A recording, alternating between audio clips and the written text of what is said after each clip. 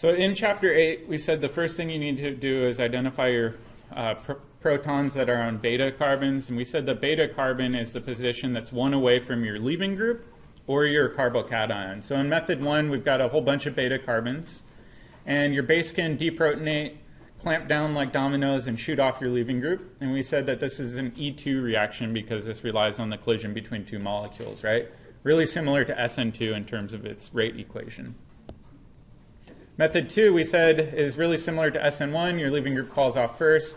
Your beta protons are one away from that carbocation, and then your base will clamp down and form your alkene. The rules are pretty similar with E1 and SN1. You have to have a really good leaving group, and you have to form a relatively stable carbocation. So just like with SN1, if you've got a tertiary carbon, those are really the only times you would see an E1 reaction. All right, and we went over a little bit of review, but let's continue on to substitution versus elimination. Let's compare the two. So the first one we'll start with is our E2 reaction. And for this one, I've got bromine, and I've got a base, and I've got a negative charge. Let's do arrow pushing and get to our final product. And then below that, I want to do SN2. And I want to do the analogous reaction where I've got bromine. However, this time I've got a nucleophile. So let's do arrow pushing and complete both of these reactions.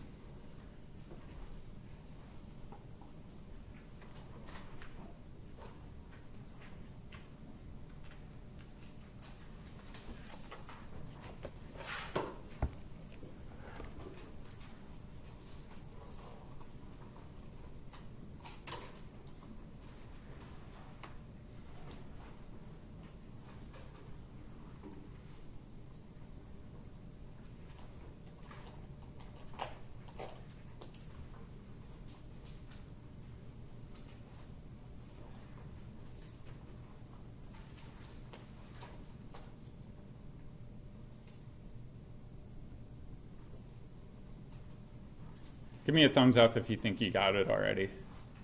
Couple thumbs.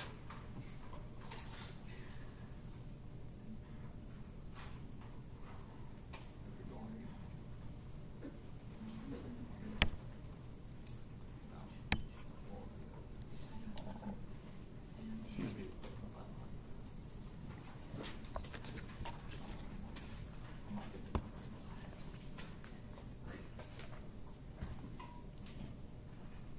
All right, so with the E2 reaction, we'll do that one first. What's the first thing we do? Yeah, the base takes a proton, specifically a beta proton, so I always like to draw out my beta protons. We know that this carbon is alpha. We've got two beta positions. Does it matter which beta position we deprotonate? No, because they're identical groups. So we can just pick an either-or situation. So I'm just going to draw in some blue protons. And in this reaction, our base is going to reach over, grab this proton, clamp down, and shoot off our leaving group. So it's all concerted. And then we end up with our base plus our leaving group. Okay, and with substitution, hopefully you guys all got this one. We can do a backside attack and kick off our leaving group for the SN2 reaction. Did we invert the stereochemistry, or does it matter?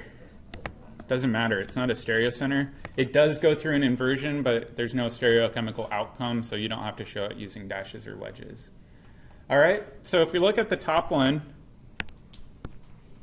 we're forming 3 moles of stuff, and the bottom one we're forming 2 moles of stuff, right?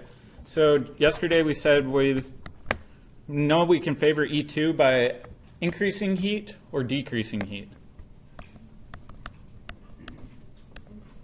Yeah, increasing heat, because we can increase entropy by increasing heat, and by doing that, our delta G value decreases. So in this case, we would say favored at high temp. And in the bottom one, we're going from 2 moles to 2 moles, so we're not really increasing entropy at all, and we're not increasing molecular freedom or anything like that. So really it's a wash in that situation. Increasing temperature won't necessarily help lower that delta G value too much. So decreasing temperature would favor the SN2 just by process? It's not necessarily decreasing temperature. It's more that temperature has minimal effect on substitution reactions, at least in this sort of situation. That's a good question. But with E2, you can definitely drive an E2 reaction by cranking the heat up on your heating mantle or hot plate. So these look super duper similar. Let's note some differences, though, that will come back to haunt us.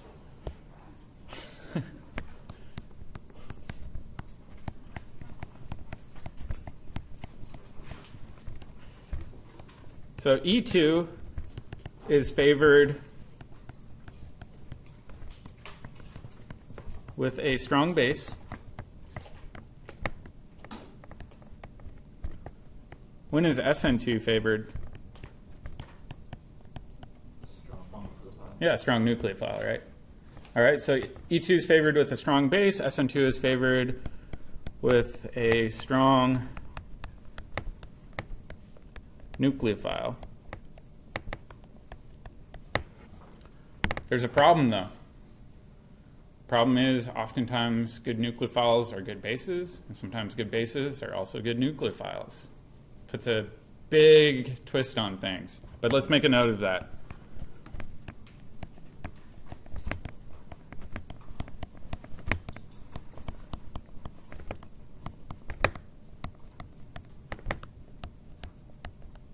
Some nucleophiles are good bases. Some bases are good nucleophiles. Let's go back and review really quick the difference between a good nucleophile and a good base, though. What does it mean when I say that something's a good nucleophile? What sort of thing are we looking for on our reaction coordinate diagram? Higher energy. Yeah, so let's make a little bit of a review here. So we've got our energy, we've got our reaction, and we've got a hump that's one hump for both of these, right? And we've got this activation energy, we'll call that EA. And then we've got this Gibbs free energy change, I'll call that delta G. So over here, we could say good nucleophiles have small activation energies. They have an easier time doing that approach and actually performing that nucleophilic attack. A good base doesn't care about that hump. Good base says it's not a problem, we can easily pluck off a proton. It's like picking a cherry off a tree.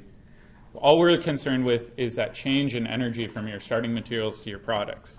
So good bases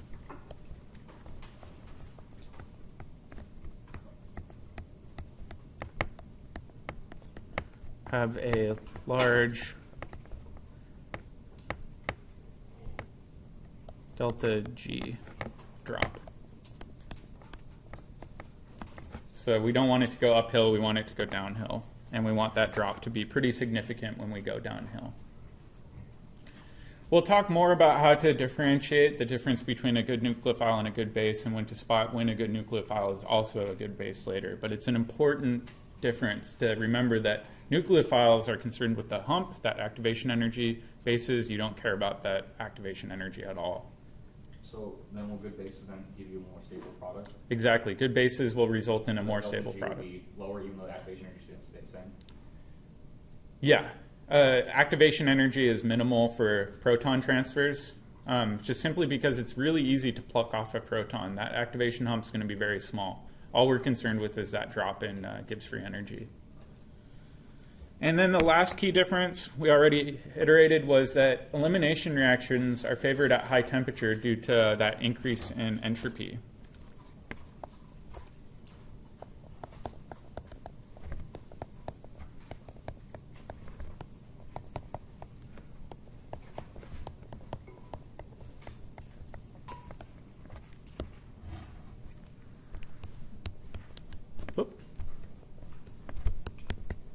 At high temps.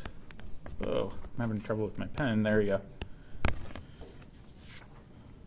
All right, so now let's go back to that difference between nucleophilicity and basicity, and we'll try to come up with some simple hints for identifying a good nucleophile versus a good base.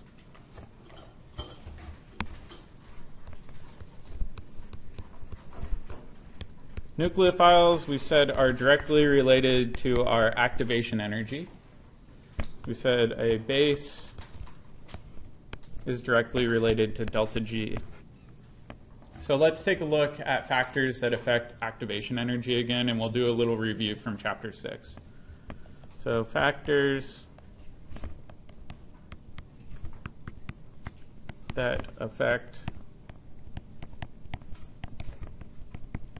EA or our nucleophilicity.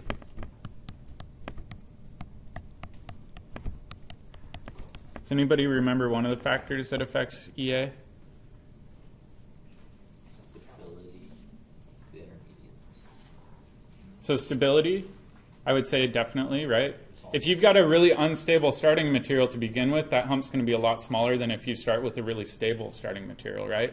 So we talked about that. How can we destabilize our starting material and make that hump that we have to overcome a little bit smaller?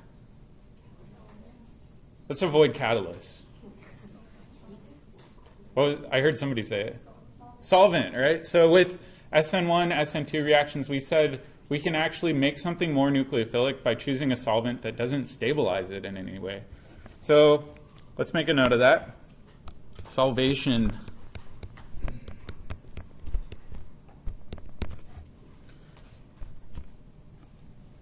So polar aprotic solvents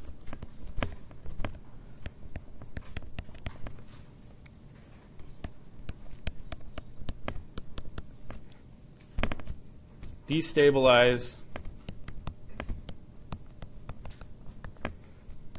our starting material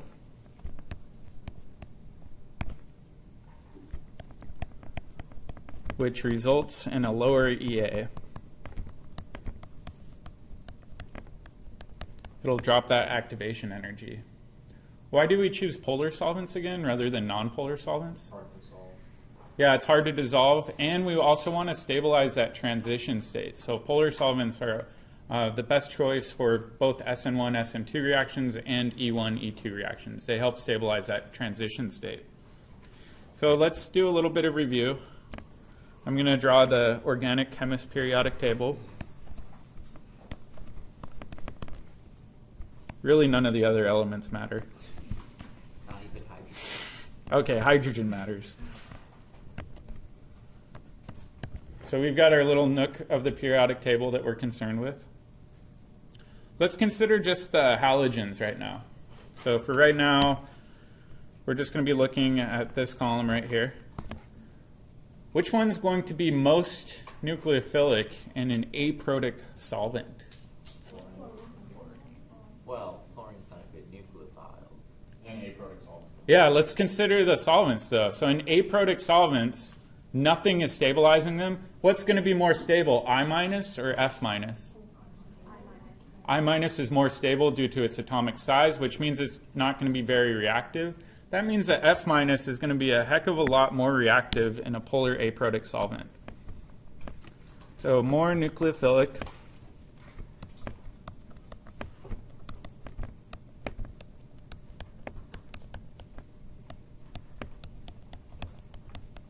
How about in polar protic solvents? Yeah, iodine becomes more nucleophilic in polar protic solvents, and we said that the reasoning behind that is that it's really easy in a polar protic solvent to hydrogen bond really tightly around that F minus. That makes it a lot less accessible to attack, where I minus is this big squishy sphere of electrons. It's a lot easier for it to reach out and act as a nucleophile.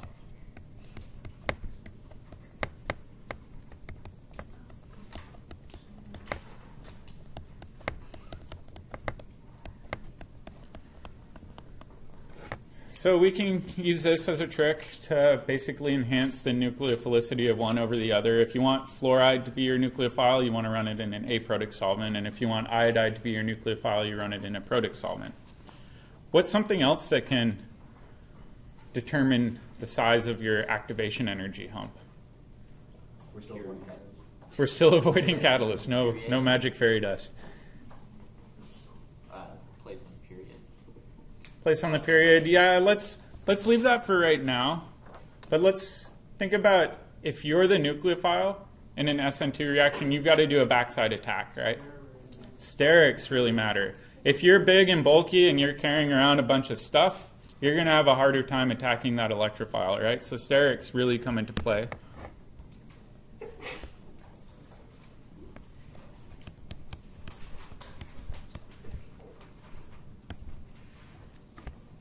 Sterics is just a fancy word for bulkiness.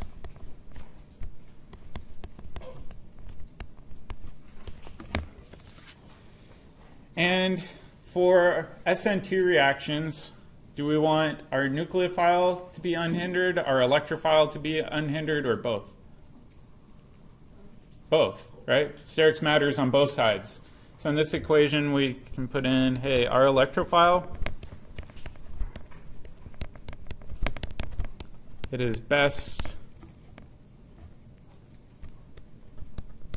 when unhindered. And we said that typically we see this with methyl, which is better than primary, which is better than secondary. We sometimes see SN2 on secondary, but that depends a lot on our solvent.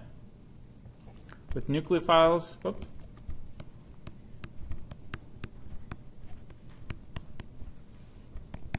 It is also best if it's unhindered.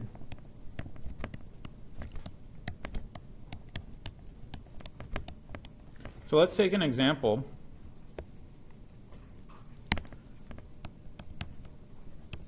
In this example, I've got two nucleophiles. I've got methoxide versus tert-butoxide. Which one's the better nucleophile? Yeah, methoxide. It's a heck of a lot smaller. All right, flip side of the coin. Which one's the better base, or do you think they're pretty comparable?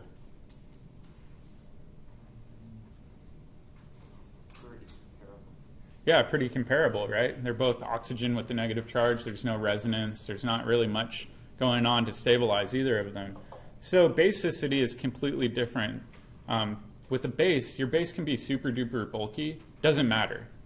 Nucleophiles, that steric consideration matters a lot.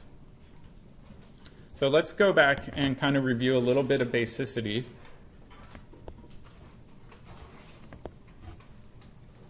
And I'll make a list of factors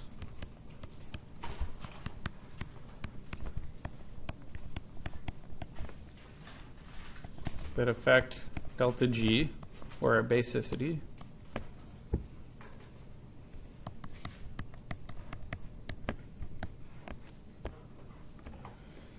All right, what can impact that drop in energy? You guys want to throw out some ideas? Better base. A what? Better base. A better base? What does it mean to be a better base? More likely to donate an electron. More likely to donate electrons? Or we could just say, you know what, a good base is super unhappy. It's really unstable. So that's really similar to the same trend we saw in nucleophiles. So we want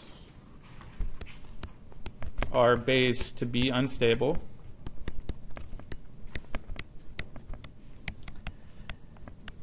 If our base is too stable, that drop in energy is not going to be very big, right? It's going to be going from something that's relatively stable to something that's a little bit more stable. If it's starting out at a really unstable position, it's going to drop to a much more stable position, and that that delta G value will be much more bigger, or much bigger, much more bigger. Oh my goodness. All right. What's the other side then if we're comparing our starting material?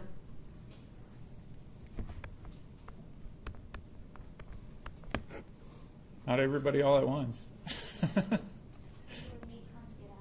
Yeah, we want a stable product, right? So we want an unstable starting material and a stable product. That's really all we care about. We don't care how we get there. We just want that drop to be significant.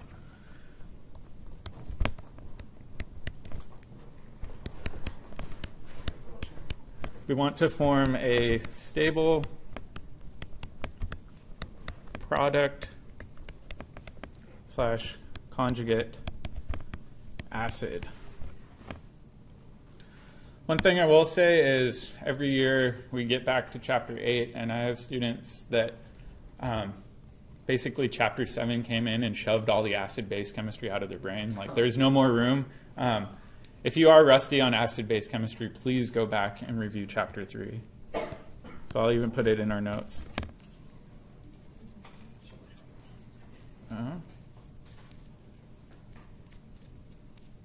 So review chapter 3. Oh my goodness, come on. If rusty. It's important to note too that sterics and solvation only play a small role.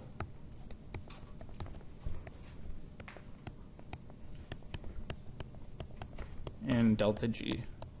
They don't play nearly as big of a role as with activation energy. That leaves us in a little bit of a situation, though, where sometimes we need to pick something that's a good base, but we don't want it to do SN2 chemistry. We don't want it to substitute things off anymore. And so we've got to open up our bag of tricks, and we've got to find some bases that will work that are non-nucleophilic.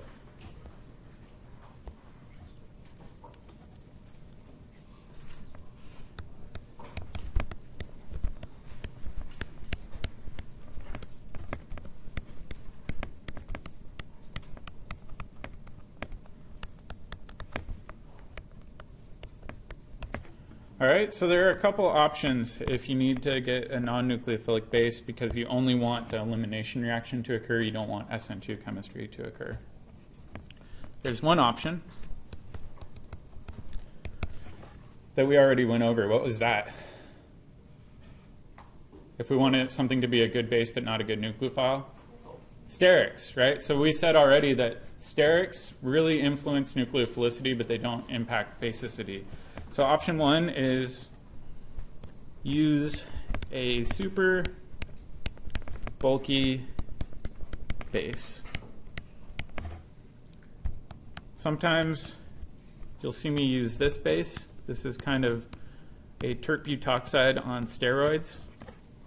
That oxygen is going to have a really hard time attacking an electrophile, right? It's got all this spinach hanging off of it.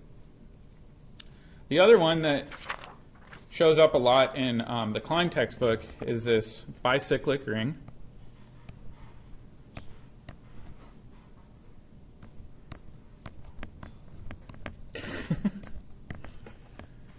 And we've got a double bond right here. And we've got a lone pair here and here. Why do you guys think this one's such a good base? It's really bulky. And probably resonance. There's some pi bonds.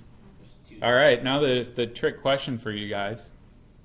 Which position, which nitrogen, is going to be the one that accepts a proton? I'll give you guys a minute to think about that. But try to discuss with your neighbor which one you think is more likely to act as a base.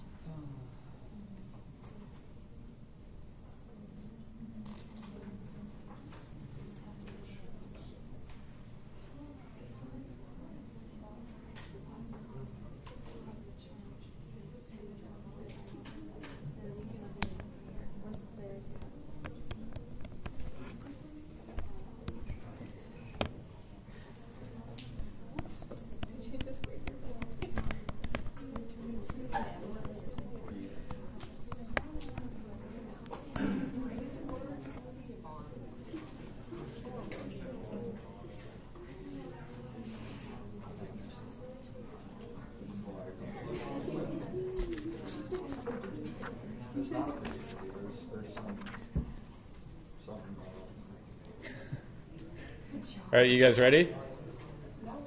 Thumbs up if you think you agree with your partner. Thumbs down if you're like, what is he talking about? You can be honest. All right, let's try both. All right, we'll do a little review and we'll say what happens if this lone pair grabs a proton and now this nitrogen's got a positive charge. Is there resonance? a lot of students will say, well, why can't I move that pi bond down? Texas nitrogen. Yeah, we'd have a Texas nitrogen. Not allowed. All right, so we know that that one's probably not going to be the best choice. However, let's say we've got this nitrogen that acts as a lone pair. Does this one have resonance? Absolutely. So if we take this one, we can say, we can move that lone pair down. I'll make you guys draw this funky ring system again.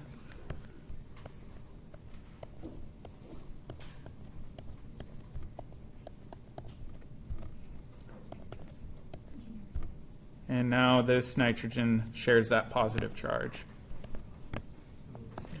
Let me actually change this to blue. So the conjugate acid for this is resonance stabilized, and it's a super bulky base. This is a really popular base for elimination chemistry. You guys ready for the name? IUPAC or common? We'll do both. All right, so it's a bicyclo, and then what would our bridgeheads be?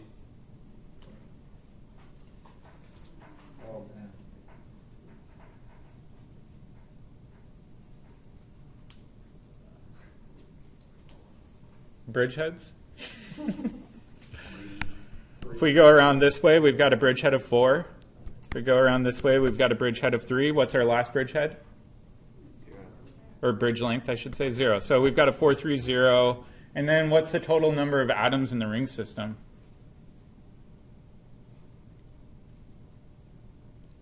9. All right, so this one gets tricky. We're not going to get into the super intricate naming systems like this. But this would be 1,5-diaza, because if we go through and we number it, the nitrogens would be in the 1 and the 5 position. And then it would be bicyclo, 4, 3, 0, known 5-ene. That rolls off the tongue pretty well, huh? All right. Chemists hate super long, obscure names like this. So what they said was, hey, there's a DB and N in there. So we'll just abbreviate this as DBN.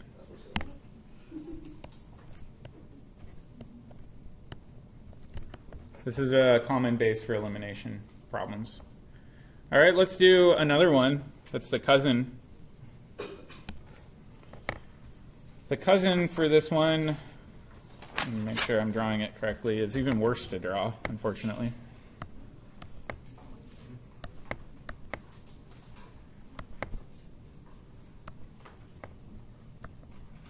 Oh, let me fix this.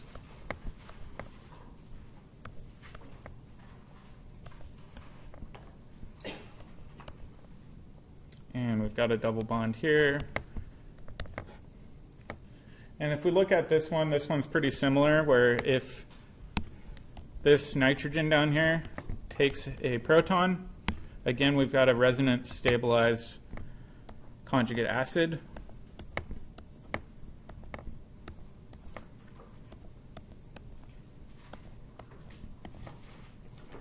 Where this nitrogen up here can share that positive charge. Oop. Let me make sure my nitrogens are clean. So both of these are bulky and have resonance. All right, this one again has some wackadoodle name. However, I'll make your guys' life easier, and this one is referred to as DBU. It's 1,8-diaza bicyclo 5,4,0 It's a mouthful. So DBN and DBU will be your super bulky bases that are both stabilized with resonance here. There's also one other trick we can use. So up here we said both of these are bulky and have resonance. The first one's just plain bulky. Our other option is pick something that's not soluble.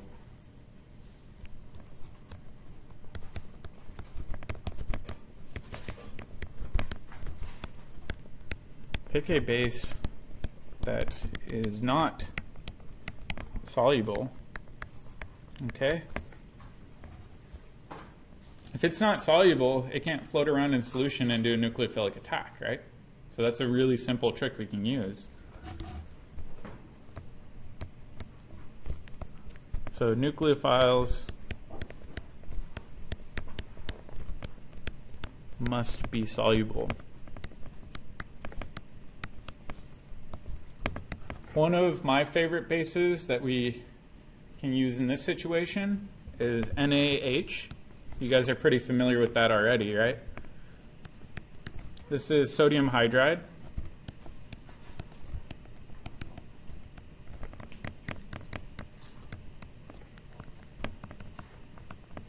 The electrostatic attraction between that sodium ion and the H- ion are really, really strong. If you put them into an organic solvent, they won't dissociate into ions anymore. They want to stay together. And what they do is they essentially pack like a brick wall. And so it's really, really hard to break down that brick wall because they're just held together too tightly as bricks. The goofy thing is this can still do acid-base chemistry. And specifically, the reaction, the acid-base reaction, can occur at the interface of the solid.